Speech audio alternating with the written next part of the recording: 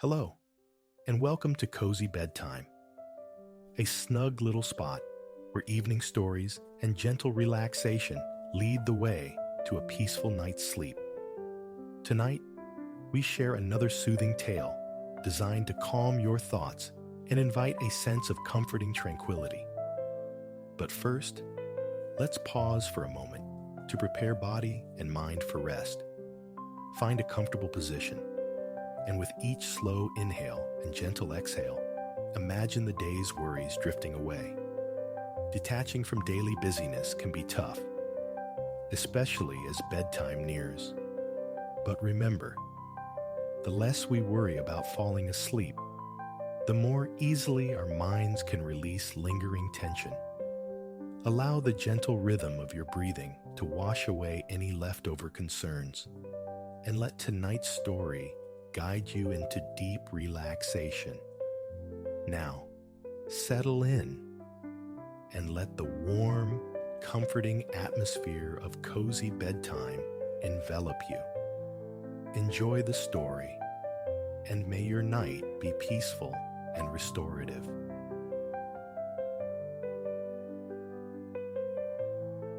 Where the fields unrolled like bolts of green cloth towards the horizon, lived a girl named Alara, nestled in the countryside's embrace with her mother, father, and a tumble of younger siblings. Hers were parents of gentle spirit and modest means, coaxing life from the soil to sustain their burgeoning family. Every child contributed, their small hands learning the rhythms of farm and hearth. Yet shadows of hardship sometimes stretched long even in their sunlit world. Alara, being the eldest, shouldered responsibilities with a quiet grace that belied her years. Beyond the endless cycle of washing, the alchemy of cooking, and the patient tending of little ones, her free moments were often claimed by the hum of her spinning wheel, transforming raw wool into vital yarn. Clothing a household required constant creation. Through winter's chill, she favored the comforting aura of the cottage's old stone hearth. Her small white cat, a pool of slumbering fur at her feet, the firelight dancing on her focused face. But when warmth unfurled across the land, a yearning for open skies drew her outdoors. Alara might be discovered beneath the dappled shade of an oak, or beside the murmuring conversation of a nearby stream, her spindle twirling, sunlight warming her shoulders. Accompanied by the flutter of cheerful butterflies and the sweet chorales of birds, she would spin and hum softly, lost in the task for as long as daylight permitted. Never a word of complaint escaped her lips. Kindness and patience were the threads woven through her interactions with parents and siblings alike, even when fatigue settled deep in her bones. One luminous summer afternoon found Alara perched upon the flat, sun-warmed stones rimming the well near their cottage, her spinning resuming its familiar cadence. The air hung thick with early summer's gold. Drowsy bees droned amongst the blossoms in the garden, and her cat sprawled languidly in the grass nearby. From the cottage doorway drifted the soft clatter of small stones as her youngest siblings constructed some miniature monument, while through the open window floated the sounds of her mother orchestrating the evening meal, a symphony of clinking pots. Lost in the beauty of the day, Alara's fingers moved with practiced dexterity, spinning thread while a melody played softly on her lips, a charm against the passing hours. She was intent on coaxing just a little more precious yarn into existence before the evening chores called. Glancing up, she saw Mr. Gruber from the adjacent farm ambling past on the road, his dog trotting faithfully beside him. He lifted a hand in neighborly greeting. A smile touched Alara's lips. She lowered her spindle into her lap to return the wave. Alas, in that fleeting moment of distraction, a slight shift, a careless nudge sent the spindle tumbling from her grasp. It skittered across the stone and plunged into the dark maw of the well. Alara lunged, fingers grasping at empty air too late. Hoping against hope it had snagged on some protrusion near the opening, she leaned precariously over the edge, peering into the cool shadows. Nothing. The precious tool remained hidden in the depths. Unwilling to concede its loss, she stretched just an inch further, a fraction too far. Balance deserted her, and she pitched head first into the well's silent throat. The descent was utterly strange. Fear, the expected companion, was absent. Instead, a sensation of buoyant sailing through void enveloped her. No rough stone or damp earth brushing against her. Time itself seemed suspended in the encompassing darkness. Yet, looking down towards her feet, she perceived distant, twinkling lights, like stars scattered across an impossible midnight. They never drew nearer, but multiplied, their pinpricks of light growing into a dazzling celestial field into which she soared, feet first. Alara reached her arms downward, as if to cup the glittering starlight. And then suddenly she was inverted, the star field now blazing above her. A rushing filled her ears, the roar of a mighty river, accompanied by a cool current of air washing over her skin. Down, down she plummeted, an irresistible drowsiness clouding her vision. Then, oblivion claimed her. She awoke beneath a flawless azure sky, cushioned by a meadow teeming with wildflowers. Sitting up, she scanned her surroundings, searching for any sign of a well, above or below. There was none.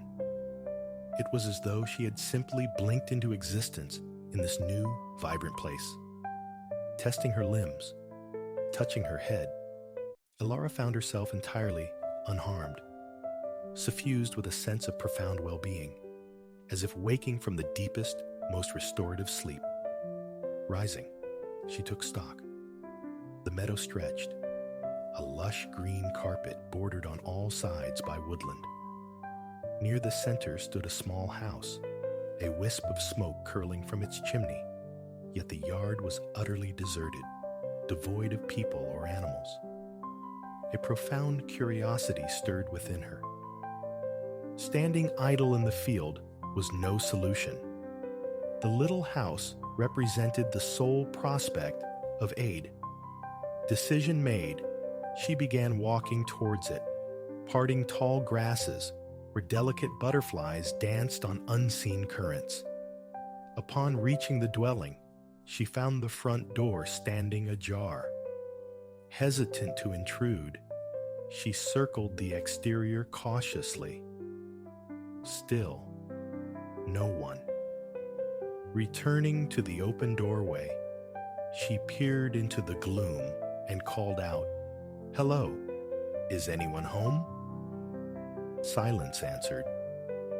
As her eyes adjusted, she discerned a large oven radiating warmth from a banked fire within. A table nearby lay strewn with flowers, and barrels, likely holding supplies, stood in a corner. The place had the distinct air of a bakery. While Alara mulled over her next move, she was startled by faint, melodic voices seemingly emanating from the vicinity of the oven. Believing her senses tricked her, perhaps from the fall, she edged closer tilting her head. This time, the sound resolved into words. "Hello, please take us out. We are perfectly baked for the feast." She recoiled. Surely, she must have struck her head. Bread, conversing from an oven. Yet, the sweet, small voices persisted. "Hello, take us out of the oven. We are finished baking for the feast." A quandary indeed, Alara mused. How could she, a stranger, simply walk into someone's home and interfere with their baking? Yet, the thought of the loaves burning, spoiling someone's hard work, pricked her conscience. Ultimately, her inherent sensibility won out over her reluctance. Locating the baker's peel leaning nearby, she opened the heavy oven door. Inside, a row of beautiful golden brown loaves sat, perfectly risen. Using the peel with care, she transferred them to the table to cool. Closed the oven door and replaced the tool precisely where she had found it. Hands on hips, she surveyed the cooling bread, now filling the small house with its glorious yeasty perfume, a quiet satisfaction settling within her. Still, she couldn't linger. Hopefully, the baker would return and appreciate the intervention that saved their bread, especially if a feast was truly planned. A less scrupulous person might have claimed a loaf as fair compensation, but Alara, true to her nature, left the bread untouched and with some reluctance stepped back out of the fragrant cottage. No help was forthcoming here. She needed to press on.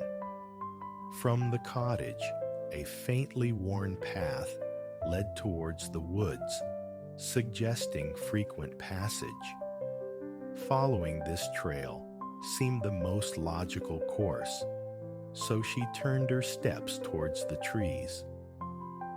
The woods welcomed her, not dense or foreboding, but airy, allowing sunlight to pierce the canopy in shifting pools upon the forest floor. Squirrels performed arboreal acrobatics overhead, and birdsong filled the air with cheerful melodies. The path meandered pleasantly, winding across tiny brooks and around moss-draped tree trunks. Alara walked, wondering at her destination, yet her heart remained light. She found herself humming again, enjoying the simple pleasure of the journey. After some time, the path led her into a sun-dappled grove of apple trees. A weariness began to settle upon her, so she sank down beneath one of the trees to rest. Leaning her head against the rough bark, she closed her eyes, letting the gentle symphony of the forest wash over her. The twittering birds, the drone of insects, the occasional scurry of a squirrel. Sleep hovered close, a soft curtain about to fall. But just then, on the very edge of slumber, she heard voices. Eyes snapping open, she listened intently. The words became clearer. "Hello, we are heavy with fruit. Shake our branches, let the ripe apples fall for the harvest." Having already encountered talking bread, Alara found herself more receptive to this second marvel in a day defined by strangeness. With no pressing destination, she readily complied. Moving from tree to tree, she shook each trunk diligently until a cascade of ripe apples tumbled to the ground. But Alara wasn't one to leave chaos in her wake. Gathering the fallen fruit into her skirt, She carefully stacked them in neat piles at the base of each tree, taking pains not to bruise a single one. Feeling her task in the orchard complete, she resumed her journey along the path, naturally leaving the apples untouched. The harvest, after all, was not hers to claim. Leaving the apple grove behind, a deeper fatigue began to weigh upon Alara. She couldn't gauge how long she had walked, but the slant of the light filtering through the trees and the lengthening of her shadow signaled that afternoon was waning, nudging towards evening. A flicker of worry ignited. Where was she going? Would she find shelter before nightfall? As these concerns clouded her thoughts, the path emerged abruptly from the woods. Before her lay a wide clearing, bisected by a lazily flowing river. In the distance, a mountain rose against the horizon. The sheer beauty of the scene momentarily stole her breath. Down by the riverbank nestled a tidy little cottage, enclosed by a white picket fence. Impressive garden beds flanked it, and nearby, goats and sheep grazed peacefully. A snowy white eiderdown hung airing on a long clothesline. From the stone chimney, a delicate curl of smoke ascended into the pink and gold tapestry of the evening sky. Summoning her courage, Alara approached the welcoming sight. Hope flickered, perhaps a bite to eat, a warm corner by a fire to sleep. Reaching the gate, she opened it carefully, stepped through, and secured the latch behind her. A gray stone path led her between two flourishing garden beds towards the cottage's arched front door, painted a cheerful cherry red. Pausing briefly, she gathered herself and knocked. Slightly below her eye level, a square peephole slid open, startling her. Bending slightly, she peered into the opening and met another eye peering back. "May I help you?" A woman's voice inquired, tinged with caution. "Yes. Well, my name is Alara," she began hesitantly, "and I seem to have become quite lost. I was hoping perhaps you might spare a little food, and maybe a place, anywhere really, where I could rest for the night."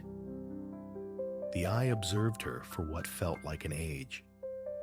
Then the peephole snapped shut, and the entire door swung inward.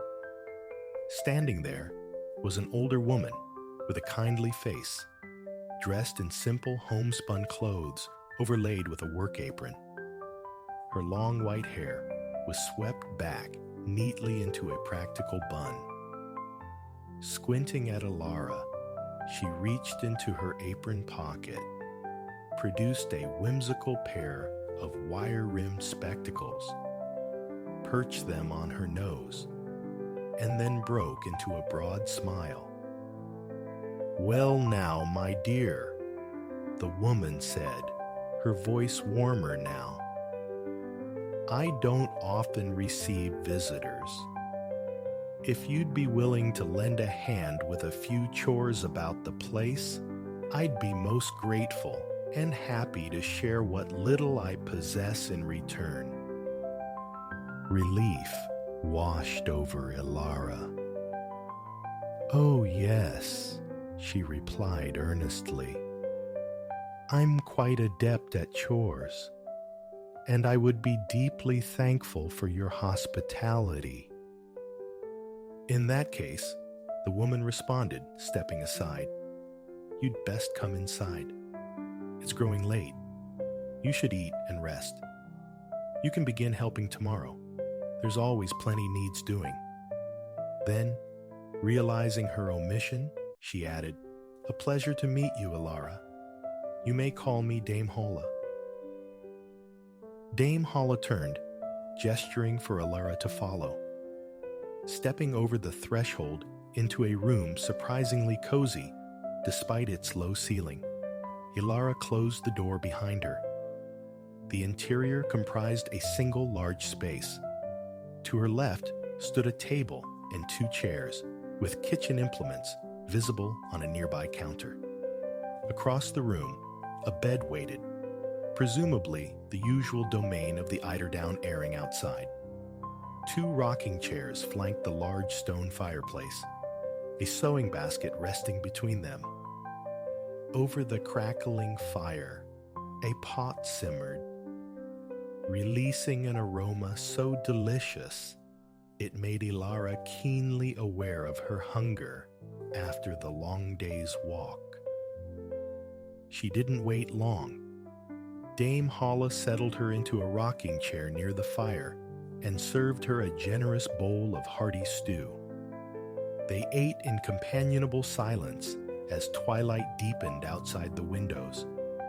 After their meal, Dame Holla asked her to fetch the eiderdown from the line. "No need to shake it tonight," she instructed.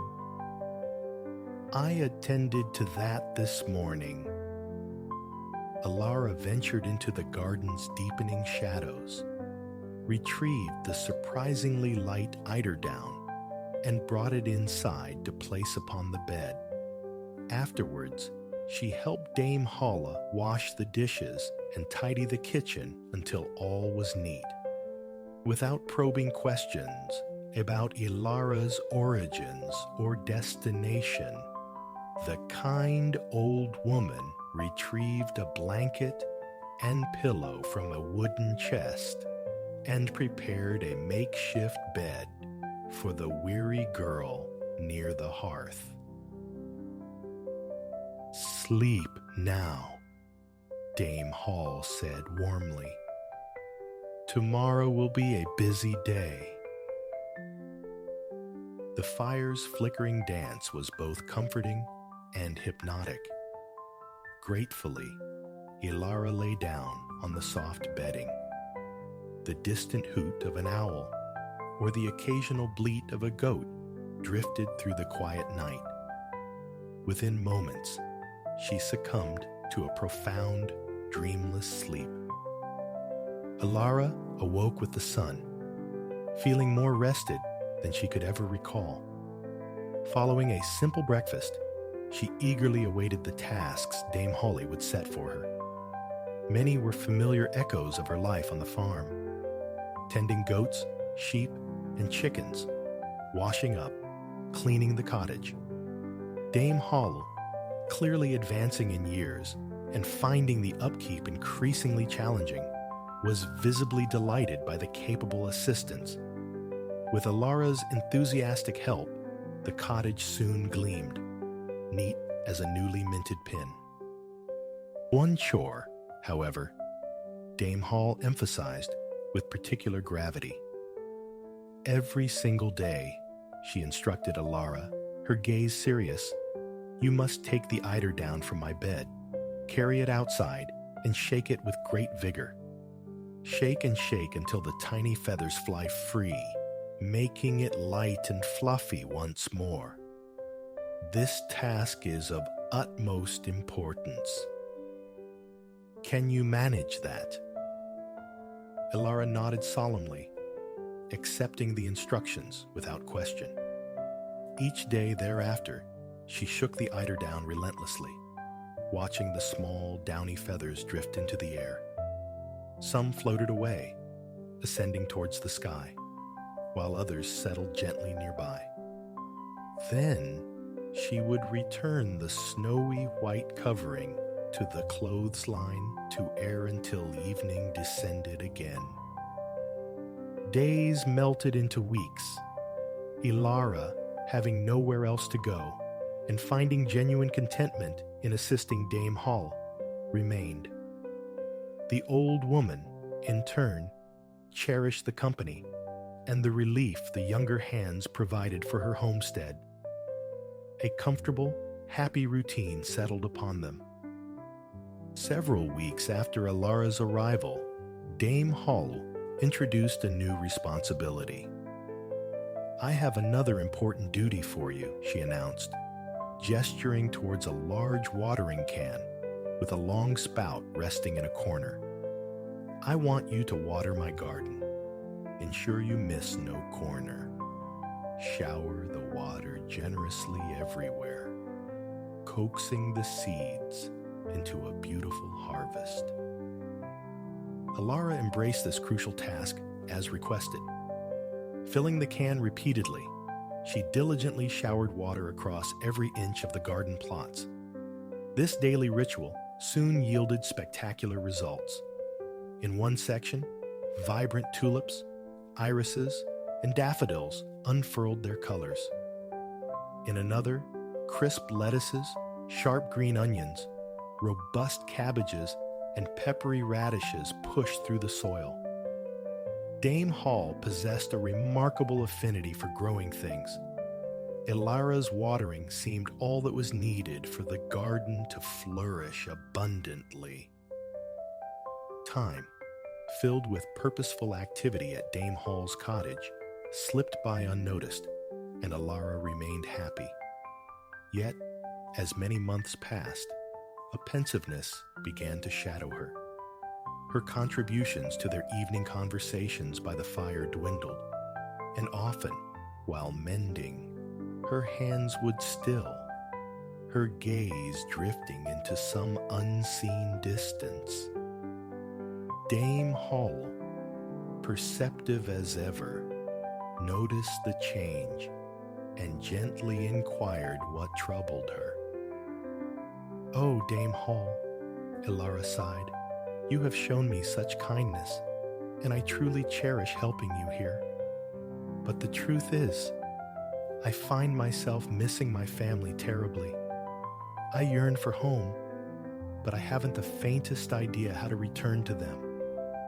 This homesickness weighs heavily, and I wish constantly that I could somehow find my way back up that well, back to where I dropped my spindle." Dame Holly listened with quiet sympathy. Then, reaching into the sewing basket beside her chair, she produced the very spindle Ilara had lost that fateful day. Astonishment rendered Ilara speechless for a moment. "My spindle," she finally breathed. "However did you come by it?" A merry twinkle lit Dame Hall's green eyes. "It landed in my garden, my dear child. For you see, I am the nexus between your world and this realm. Little occurs here that escapes my notice." Ilara leaned forward, taking the familiar weight of the spindle into her hand. "But if that's true, then you must know the way home. Can you help me return?" Dame Holla leaned back in her rocking chair, folding her hands serenely in her lap. Smiling, she regarded Ilara over the rim of her spectacles. "You are a good soul, Ilara, and your presence will be missed. Yet, it is right and proper that you should return to your family now. Have one more night of peaceful rest, and at first light, I shall set you upon your path." Overjoyed, Ilara doubted sleep would come, but she underestimated the cottage's soothing magic. Happily tucking her long-lost spindle into her pocket, she settled onto her makeshift bed by the hearth. Once again, the crackling flames and the nocturnal calls of owls outside lulled her swiftly into a deep, restorative slumber. When dawn painted the sky, Ilara folded her bedding neatly and stored it in the wooden chest. Then she took Dame Hall's eiderdown outside for its final vigorous shaking before hanging it upon the line. "Thank you, my dear," the old woman said, emerging from the cottage carrying a woven basket. "This is for you." Lifting the lid, Ilara discovered the basket, brimming with beautiful, ripe apples and loaves of warm, freshly baked bread. Dame Holly continued, her voice gentle but resonant. "During your time here, your help has been invaluable. You rescued the baking when the oven called and I was occupied elsewhere. You gathered the apples when the trees groaned under their bounty and my attention was diverted.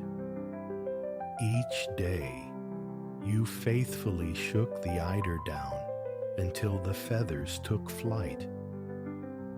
And finally, you nurtured my garden with water until it thrived." Humbled by the praise, Ilara shook her head slightly. But those were merely simple chores, tasks anyone could have performed. The old woman smiled kindly. "Those ordinary tasks, Ilara, are the very fabric of the seasons. Tending the oven and baking the bread brings forth the glorious warmth of summer days. Shaking the fruit-laden trees announces the arrival of autumn. Every time you send the feathers flying from my eiderdown, somewhere in your world, exquisite snowflakes drift down. And when you diligently water my garden, you invoke the life-giving rains of spring, beginning the cycle anew." She gestured towards the basket, now hanging on Ilara's arm. "This basket shall never empty.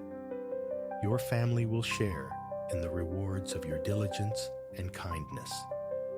You took no bread when you might have. You ate no apples from the trees. Now, I give them freely to you." Deeply moved by this extraordinary gift, knowing it promised comfort and sustenance for her family for years to come, Ilara hugged Dame Hall tightly, her thanks heartfelt. Then, remembering the crucial detail, she asked, "Where must I go now to find the path back from the well?" Dame Hall turned, indicating the river flowing nearby. "You arrived through water, and so shall you return. Follow the river upstream. Walk for several hours, and you will eventually reach a large bridge. Cross over that bridge. The moment your foot touches the far bank, you will find yourself home." A wistful question arose in Ilara. Will I ever be able to come back to see you again? Dame Hall clucked her tongue with gentle sympathy. No, my child. Your journey here was a unique passage, an accident not to be repeated. But I promise you this.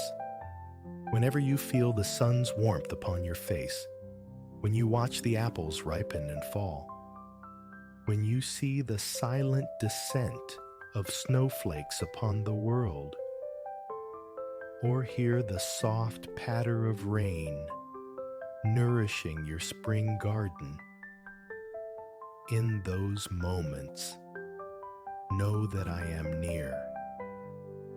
Ilara embraced Dame Hall one last time, then passed through the little white gate turning to wave as she made her way down to the riverbank and began her upstream journey. Soon, Dame Hall's charming cottage seemed to dissolve into the distance, vanishing as if it had only ever existed in a dream. Alara walked beside the river for what felt like many hours. It was a beautiful, lively waterway, marked by foaming rapids and sparkling cascades tumbling over smooth, ancient stones. When the sun reached its zenith, she paused beneath a shady tree, partaking of the basket's bounty, a piece of the miraculously warm bread, a crisp, sweet apple. Both were utterly delicious. Continuing onward as the afternoon shadows lengthened, she finally spied it in the distance, a great stone bridge arching gracefully across the entire breadth of the river, imbued with an air of timeless permanence.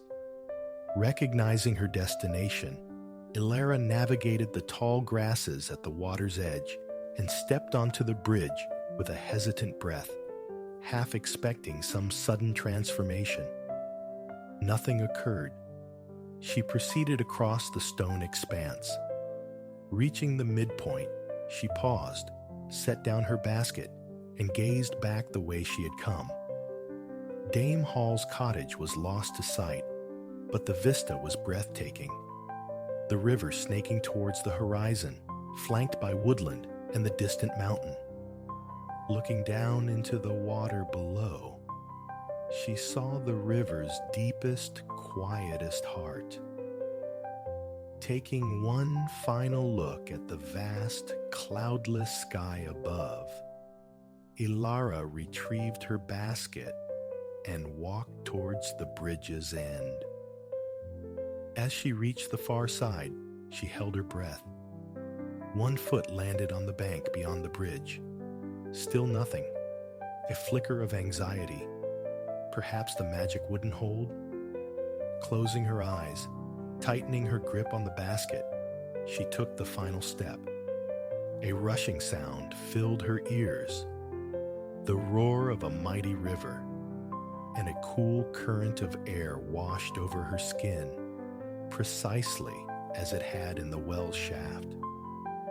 When she opened her eyes again, she was standing in the familiar yard of her own home. A chorus of joyous cries erupted. Her family surged towards her, time having marched steadily onward during her months-long absence. Eager hands reached out, vying to be the first to embrace their beloved Ilara, desperate to hear her story. Relief, profound and sweet, washed over Ilara as she found herself enveloped in their warmth. That evening, gathered by the familiar stone hearth, she recounted the incredible tale of Dame Hole and the magical land beneath the well to a rapt audience of siblings. Afterwards, the entire family shared a hearty meal, courtesy of the miraculous basket of bread and apples, which, true to Dame Hall's promise, showed no sign of ever emptying. Ilara resumed her place within the family, taking up her chores not merely with diligence, but with a newfound understanding, having witnessed firsthand how honest work truly spun the world on its axis. And from that day forward, whenever Ilara heard the gentle rhythm of rain upon the roof, or sat by the window with her spindle, watching feathery snowflakes drift lazily earthward, she would smile, knowing that far away, Dame Hall was busy, her eiderdown receiving its daily vital shaking, ensuring the seasons turned just as they should. Under the velvet cloak of night, Jehuti finds solace. The ibis-headed god, master of the moon, of arcane arts, feels the familiar pull, the nocturnal tide that loosens the ink in his soul. His stylus moves with greater grace when bathed in the cool luminescence of stars and the lunar glow. Tonight, a narrative unfolds, a chronicle of Rihorakti, the solar sovereign, and the people dwelling in the fertile embrace of Kemet, the Black Land. The reed tip whispers across the papyrus sheet, weaving history and myth as the hours deepen. Soon, the horizon will bleed light, and Rihorakti shall surge from the divine realm, leaving Jehuti to descend into the Duat, the underworld untouched by sun or moon. Within his sanctuary in Men Nefer, ancient Egypt's beating heart, Jehuti sits. Walls of immense polished stone form his earthly abode, their surfaces alive with vibrant frescoes depicting gods and mortals.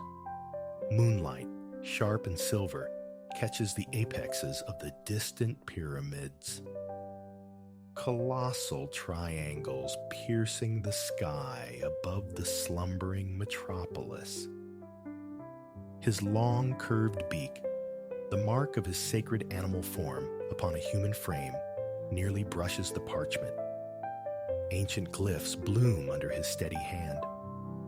Through the open window drifts the unmistakable scent of the Idaru, the great river, the Nile, a sweet, earthy perfume vital to this arid land, its waters threading through the city like lifeblood itself. A soft wind stirs the fronds of palm trees, a gentle rustling against the profound silence, while stars glitter like scattered diamonds. Watched over by the impassive stone gaze of the great sphinxes. Soon, Rihorakti will stir, consuming the moon and stars in his fiery ascent, bringing the great sun disk to the world. Come nightfall, he will journey back to the netherworld, a bulwark against the encroaching tendrils of Isfet, of chaos. Yet, it was not always so. In the Genesis, only Rihorakti, the sun, existed, mirrored in the primordial waters of Nenet. Rihorakti found delight in the water's shimmer beneath his rays, noting the shifting brilliance through the day. Thus, he kept the name Rihorakti for the zenith sun, yet called himself Khepri at the dawn's first blush, and autumn when dusk painted the heavens in flame and violet. Loneliness gnawed at the solar lord. So he brought forth Anhur, the wind, who rattled the palms and sighed through the reeds. Then came the rains, quenching the desert's thirst with life-giving drops. From his very tongue sprang Jehuti, god of the moon and stars, patron of magic, scribe of the heavens, keeper of the calendar. With earth, water, and wind established, life inevitably followed. Verdant plants and blossoms unfurled, insects hummed, and creatures manifold populated the lands of Kemet. Thinkers, artisans, narrators, and builders soon called this place home. Rihorakti walked among them then, his falcon head a divine presence above the mortals who offered him reverence. He swelled the grain, lent his light to sculptors and scribes, his presence a constant affirmation of Ma'at, of order. He governed the world above, while his divine brother, Ausar, held dominion below. The Duat, realm of gods, and departed heroes, pulsed with both beauty and chaotic potential. The mortal plane, bathed in sunlight, was a bastion of structure. Ages wheeled past in this manner, Rehorakti appointed pharaohs, mortal extensions of his will, to maintain law among the Egyptians. Ausar kept to his shadowed kingdom. But restlessness stirred in the lord of the underworld. A yearning grew to walk the sunlit lands. As time flowed, the Duat's inherent chaos began subtly infiltrating the world above. Consequently, the men and women of Kemet turned from Rehorakti, his temples falling quiet. But the sun god was undeterred. Order must be restored. He turned to Jehudi. You, Rehorakti declared, have ever been my aid in upholding Ma'at. You charted the seasons, devised the calendar. A new duty awaits. You must stand sentinel over the earth through the night. Rehorakti decreed his own nocturnal passage into the Duat to ensure Ausar remained within his bounds. Daylight, however, was for his work on earth. Each dawn, his journey commences. Rosy fingers stretch from the east, unfurling the day. His great maw devours the moon, and his effulgence awakens the cities. Merchants cry their wares in bustling markets. Women barter for milk, eggs, linen.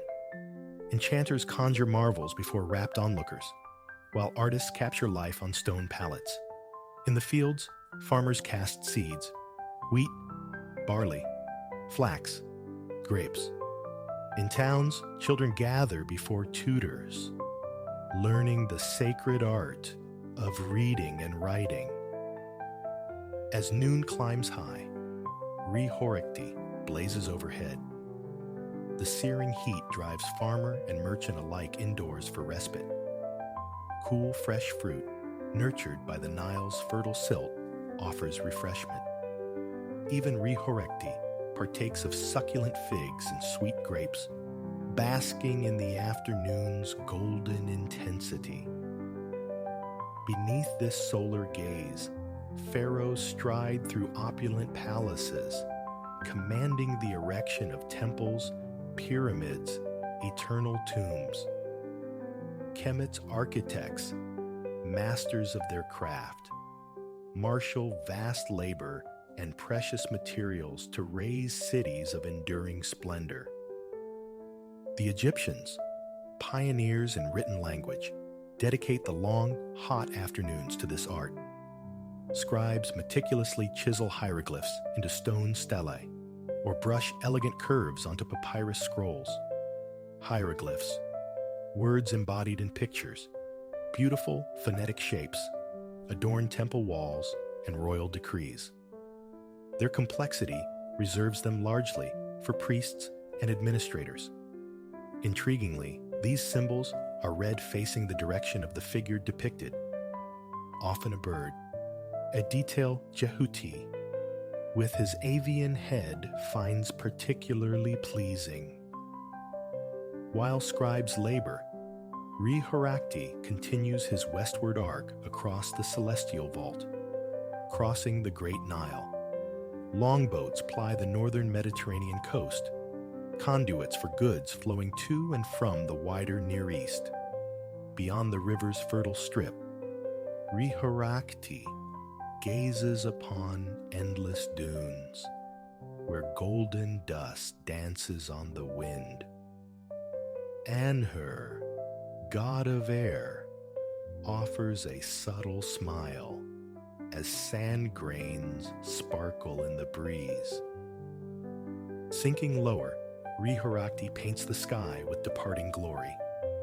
Back in Men-Nefer, golden light kisses rooftops as families convene for their evening repast. Scribes, magicians, traders, and farmers return to hearth and home.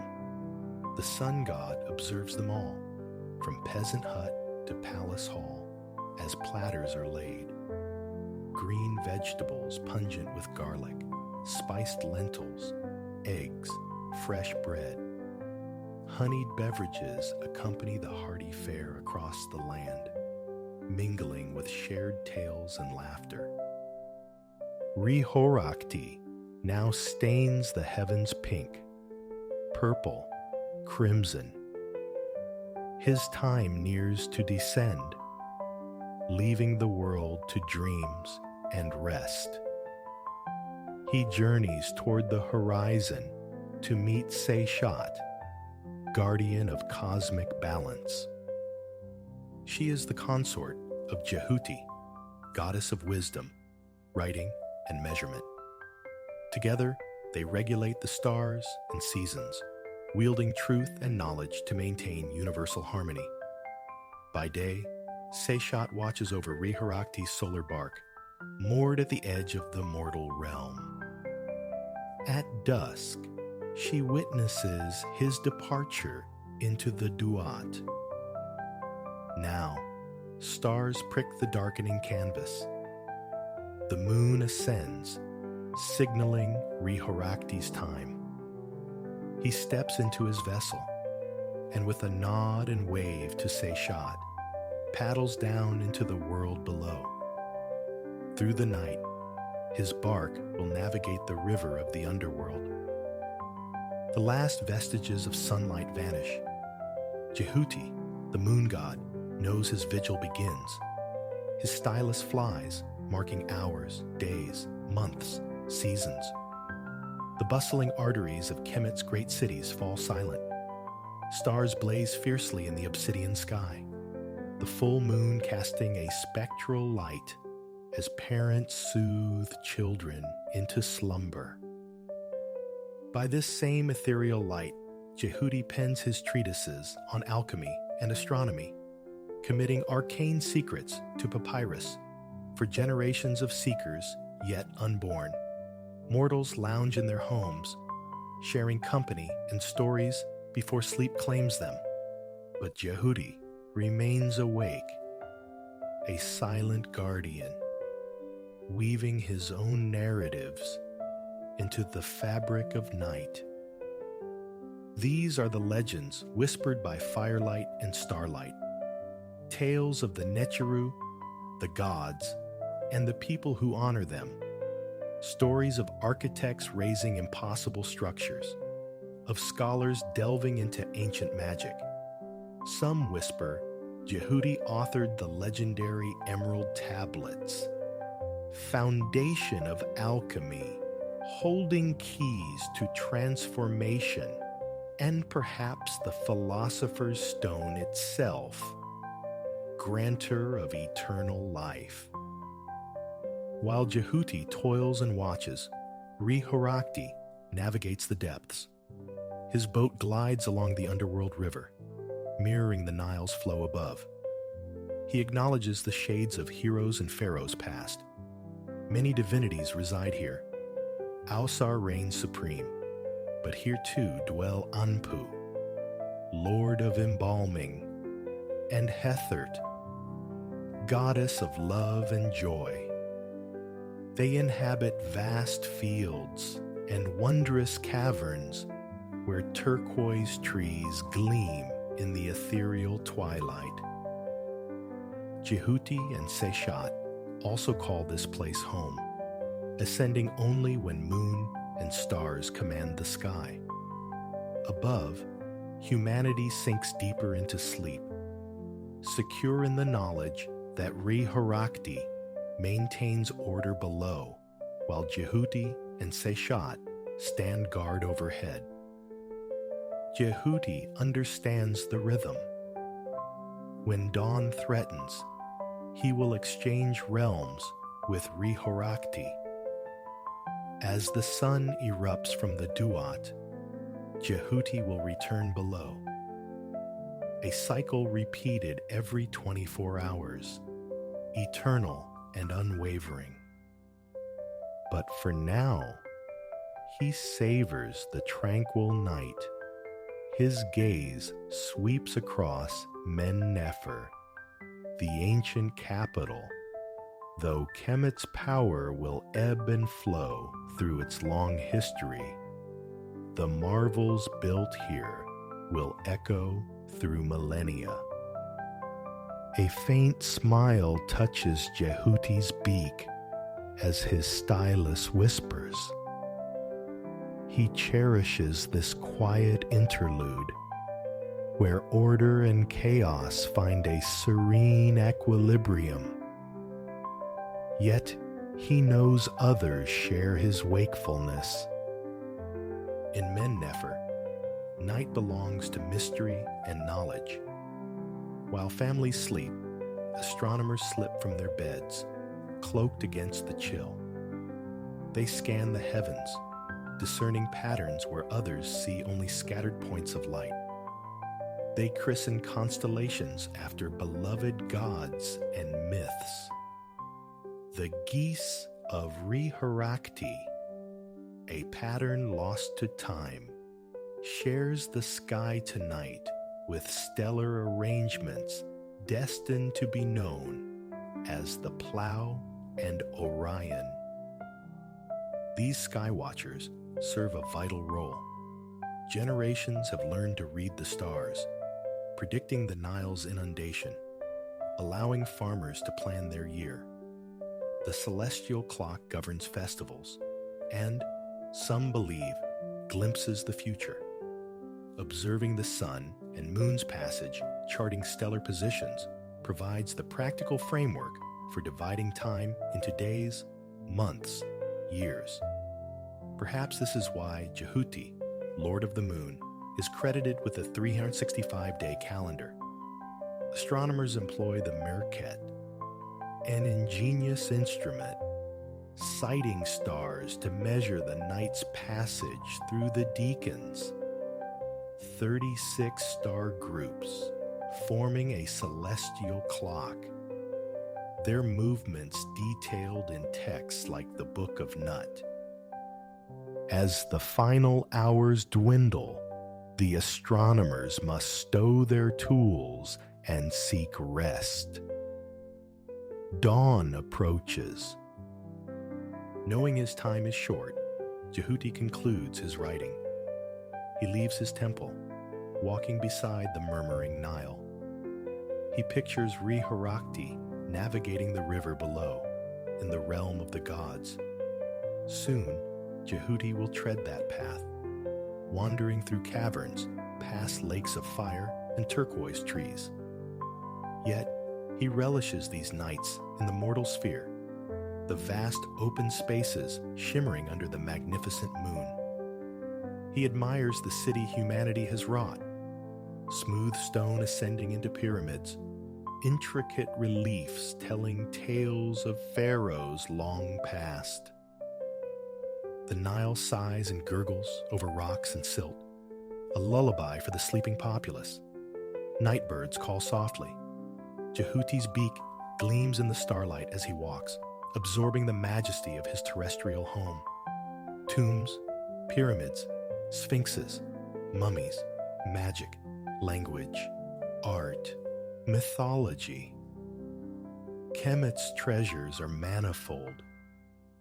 Its civilization may one day fade, but its culture will resonate forever. At last, the final deacon concludes. The first faint rays of dawn pierce the eastern sky. Riharakti ascends slowly from the world below.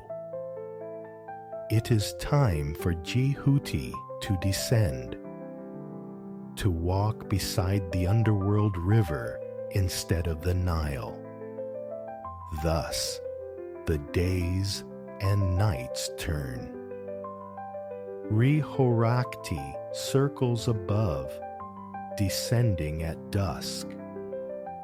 Jehuti rises with the evening, keeping the stars and moon bright until dawn, recording the stories of mortals as they dream. Riharakti awakens the world with light. Soon, its people will rise, ready to engage with the wonders of this magical land. And then, Riharakti will complete his circuit once more, painting the sky in farewell hues of pink, purple, and red, signaling the time for rest has come again.